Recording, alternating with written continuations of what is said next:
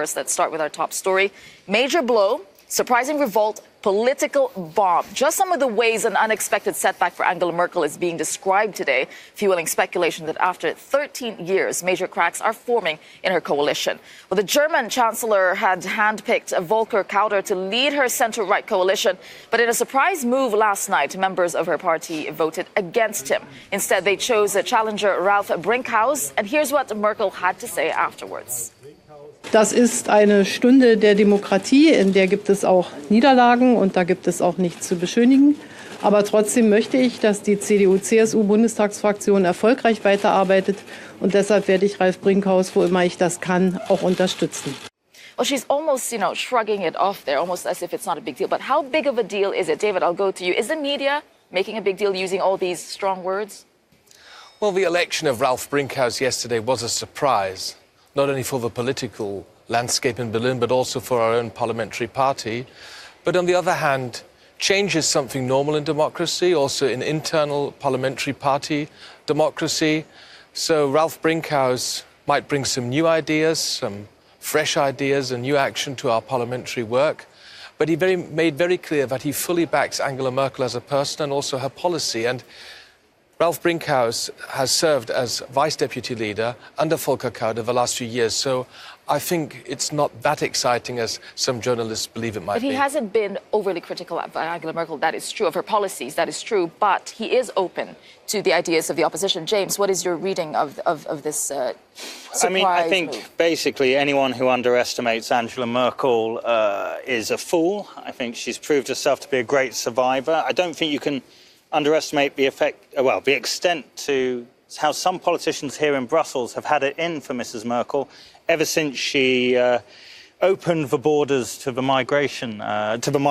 I personally think that was quite a heroic move. Many other people think that it may have sown the seeds of her destruction and also set up this battle between populist nationalist forces and pro-EU forces in the European Parliament elections. And I think the problem here is if this was an isolated defeat or, she said she didn't want to sugarcoat it, it is democracy in action, we wouldn't be talking about this. But what we've seen really since the election, this rather, unstable coalition, is, stumbling kind of essentially from one problem to another.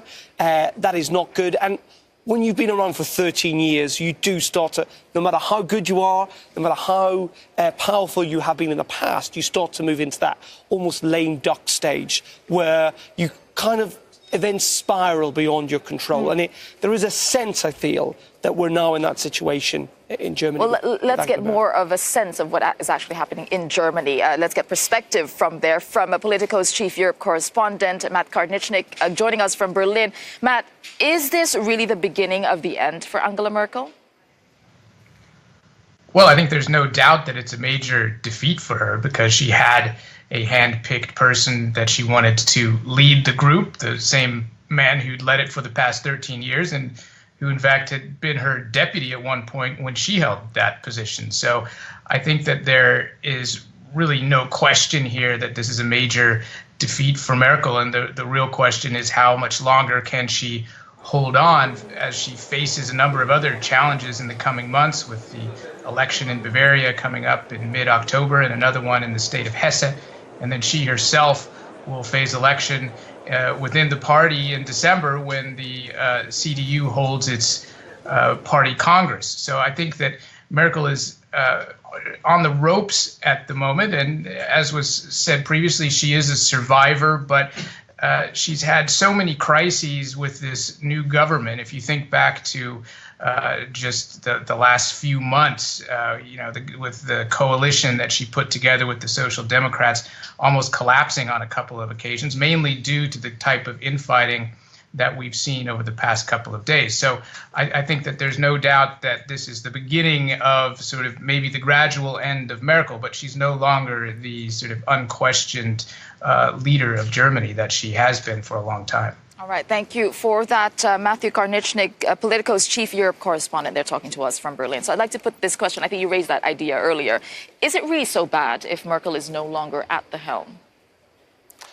Steffen Seibert, our government spokesperson, made very clear today that Angela Merkel won't call for a vote of confidence, and rightly so. Why should she?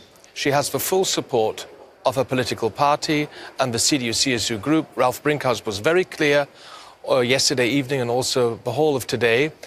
And we now are facing a not easy situation in Germany. That's correct. It's rather unusual that a CDU-CSU group leader has voted out of office in a meeting. This is a surprise for many.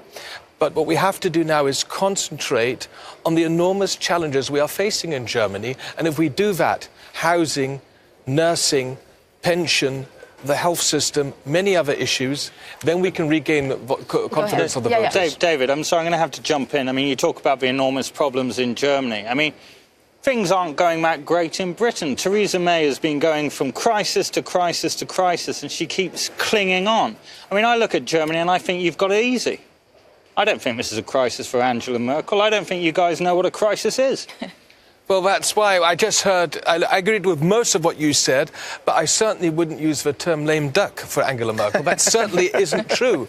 The exact opposite is she is the Chancellor, she's the leader of the party, and she will decide if she runs again as our party chairwoman, and we will decide on the next federal political conference in December. How much, forget about the rights and wrongs of the decision made in 2015 around immigration, but how much is the trouble that she's in, the problems that she faces, the last election result, how much is that down to that?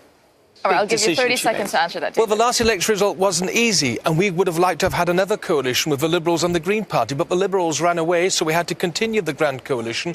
But I want this Grand Coalition to succeed, so we have to concentrate now on the issues and stop fighting openly. That is what's getting on people's nerves in I'd also Germany. like to bring up what Europe is thinking with the stability of Europe, we can say, is dependent on stability of Germany. Is that a fair thing to say?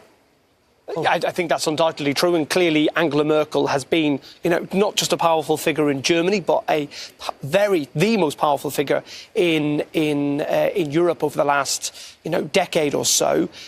What happens when she departs? We don't know. It's one of the reasons, clearly, why Emmanuel Macron has taken on this, this mantle to a degree, really, since he's been elected.